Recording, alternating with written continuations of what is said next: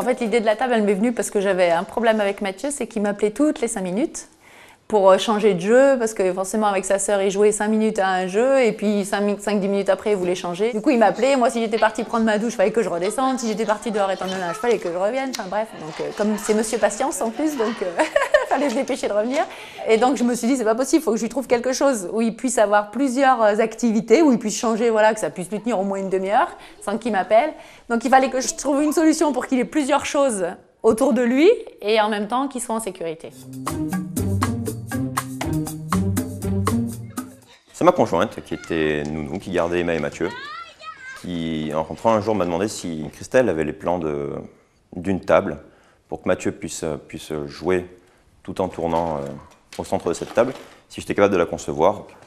J'ai eu besoin d'une scie sauteuse, d'une ponceuse, la scie sauteuse pour découper le plateau et les tasseaux, la ponceuse, donc je suis venu ébavlurer rapidement le plateau.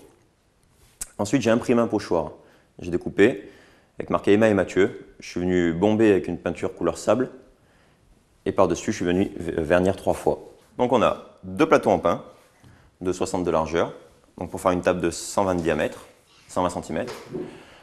On a fait cette ouverture pour que l'accès à Mathieu soit plus facile, donc avec des charnières. On a aussi mis des charnières entre les 2 plateaux de 60 pour pouvoir la plier et la ranger plus facilement. Bon, là, ça a été bloqué parce qu'elle est tout le temps ouverte. Les pieds, c'est des tasseaux, donc de 5 par 5 ou 6 par 6, je ne sais plus, avec des écarts à 90. Voilà. Au niveau du tabouret, donc c'est du pain aussi, avec un arrêtoir pour éviter que Mathieu glisse en pain. Le vérin, c'est un vérin de chaise de bureau, pour qu'il puisse pivoter autour de la table. Voilà, donc réglable en hauteur aussi. Donc sous les tasseaux qui servent de pied, j'ai mis des patins pour éviter d'abîmer le sol. Comme sur le tabouret, j'ai mis ici pour venir cacher les têtes de vis pour éviter de se blesser.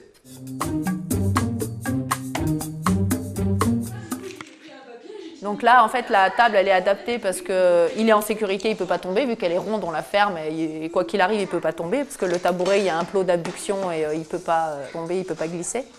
Donc moi, je le mets dedans, il peut jouer avec sa sœur, elle tourne autour, elle ne peut pas le pousser quoi qu'il arrive, ça c'est bien, parce que sinon ça finit en drame.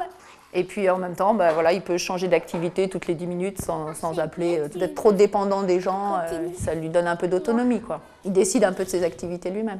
Mais c'est vrai que bah, pour la table, au moins, ils sont un peu au même niveau, quoi. Parce que quand Mathieu il est assis dans sa table, elle est assise sur une chaise devant, on ne fait pas de différence entre les deux, ils jouent, et voilà, il n'y a pas de différence, ils sont au même niveau, et on s'en occupe ni plus de l'un, ni plus de l'autre, ni moins, ni voilà, ils sont pareils, quoi. Donc pour nous, c'est bien, pour Emma, c'est bien.